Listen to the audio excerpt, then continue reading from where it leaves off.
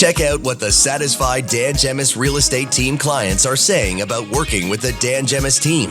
Visit dangemis.com. I got to thank you for being a voice of reason in a sea of insanity. Now back to the Dan Gemis Real Estate Show on AM 800. Okay, welcome back to the show. Fatty El Dondachi, Cassie Baggio in the studio with me here, and we're having lots of fun today, and we're talking all kinds of things, real estate and skunks, apparently. And baby skunks happening. The fireworks coming up on Monday night. All kinds of Carousel still going on. Carousel, Yes. Carousel still going on. Yeah, lots of just yumminess. Did you guys happening all get a across. chance to make it out to the carousel I did this not year? this year, I no. have not so far. Yeah, No. I was hoping to. Yeah. It's still a little time. Still a little time. Still a little time. Yeah. I know. So listen, real estate investing obviously is something that many folks do. Sometimes you don't hear about it. There's different ways to do it, whether it's just moving on to another house and not selling your last house and putting a renter inside. That's one form of real estate investing. Or there's actually purchasing purposeful real estate properties in order to invest in them.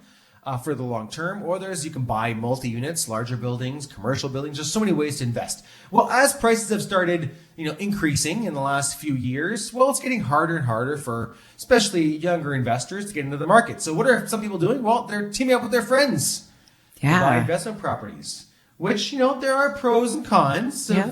basically co-ownership, but there's many things to consider basically before you rent your property out to anyone. So if you've been seriously thinking about buying an investment property with a friend, there's some essential questions you should ask yourself first. Yes. Now, we work with lots of investors on the team. Absolutely. And some are smaller, some are larger, right? Everyone Absolutely. has different goals. Yep. Everybody has different needs. Yes, which is really cool. It's a cool thing about real estate investing. So basically, here are some tips that we found that basically keep these in mind as you're considering whether or not to invest with a friend. So on the list, what you want to do with the property in the long run, right? So first, everyone involved with the investment should be on the same page. If you're buying a vacation home rental, will you rent it out every week of the summer, or do you want to block time off for your use, for your friend's use? So as a partnership, you want to decide how this is going to be handled. Absolutely. Right? Especially those properties that are cottages or rented as Airbnbs. We have a lot of investors with stuff out in Like more short-term rentals, for sure. Exactly.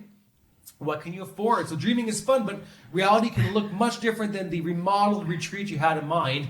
Part of pooling your finances for an investment property is an open and honest discussion about what you can afford.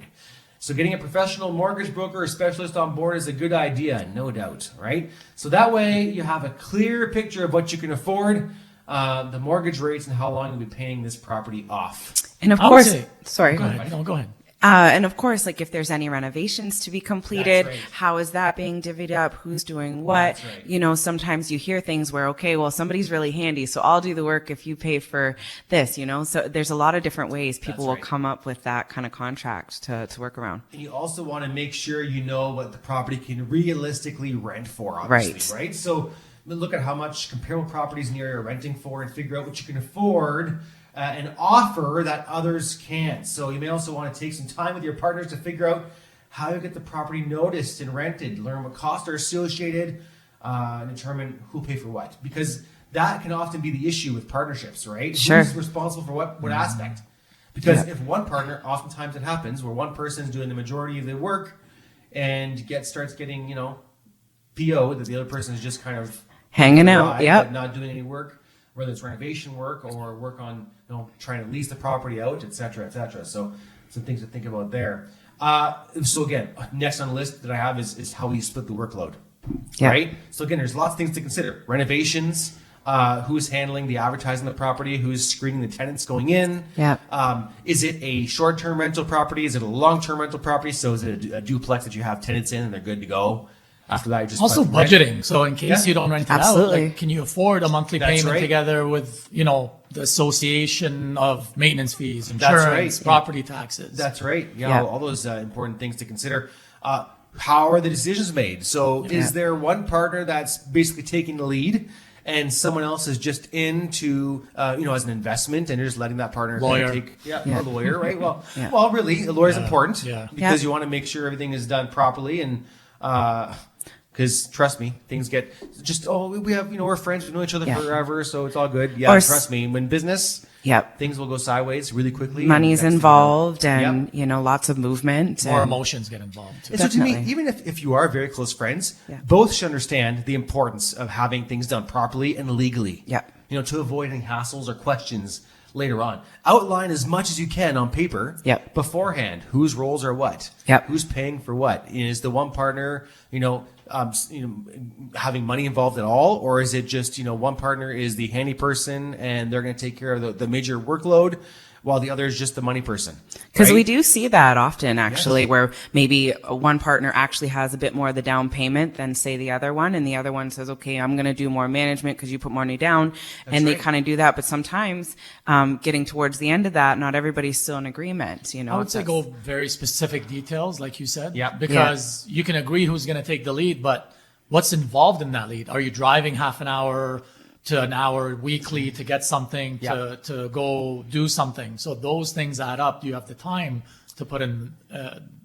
And like you mentioned earlier, a lot of costs involved. So if Yeah. it's short term, who's cleaning the place? Yeah. Right? So on a weekly basis, as people leave, who's cleaning? You got to pay for that. Who's paying for it? Right? Because Yeah. the property might not cash flow right away. Exactly. If there's a slow period, who's taking care of that shortfall? Everybody, is everyone pulling in together, or what was the agreement there? Another big thing to consider last on the list here, I'm making up as list as I go, but essentially is the exit plan, right? So as partnership, we have to decide together what the exit plan is. Yeah. Is this a plan where we're buying this thing at a good price? We're going to flip it, make some changes, renovations, and increase that the funds coming in, and then sell it at a higher profit? Or is this long term play? Yeah. What is the exit plan? Because if one partner wants out, the other one doesn't, well, then you're in trouble. Yeah. You got some legal fees there involved, and some Document everything. hassles. Document Yeah. everything. Document Yep. everything. So lots of tips, but again, if But it's someone a great is- way for people to bite into the market That's if they right. can't quite get in there. And sometimes that's all you need is that first initial step to get you to those other stepping stones, right? We talk about this from an investment standpoint, but also for those right now, for those first-time buyers that want to buy their first house but can't afford it alone. Absolutely. And they're buying that little bungalow with a friend or with family. Same rules apply, right? You have to know how this is going to work. Yep. Yep. So there you go. Some good tips there.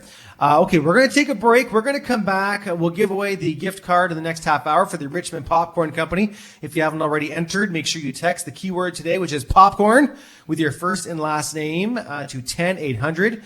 You'll have a chance to win later on in the next half hour. We're going to come back. We have some listener questions that we'll get to. If you have any questions for us, some real estate related questions, you can text them at 10800 as well. You can always email me at dan@dangemis.com, and we'll get to those a little bit later on. And what else do we have? Some common questions buyers should ask their realtors before buying a specific property. So we'll get to that later on in the show as well. So tons more to cover right here on the Dan Gemis Real Estate Show.